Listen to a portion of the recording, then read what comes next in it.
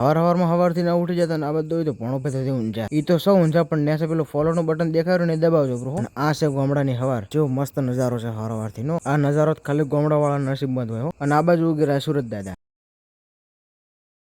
આ તો સુરત દાદા નો વિડીયો શૂટ કરવાનો જવાનું છે હવે ન્યા છે અને આ બધું થાયરું છે વલાણું સાહ જોતી હોય તો ફોન ના કરતા દુકાન માં લઈ લે. અને આ બાજુ બેહાડીને છે બુનને વાણતો હારું કે દિવાળી આવે એટલે ઘરનું સફાઈ કામ ચાલુ થઈ. ભણું ભાઈ તો મોમન ઘરે એને પણ લગાડીને હશે ધંધે કોઈ વાહન લુખાવો હોય તો કહે દો કારીગર છે અમાર પાસે દેખાઈ જાય. આ બાજુ અમારા વાહનો છોકરા જો પણ પૈસા જેટલા બધા લઈને ફરે રહે મને આલજો થોડા.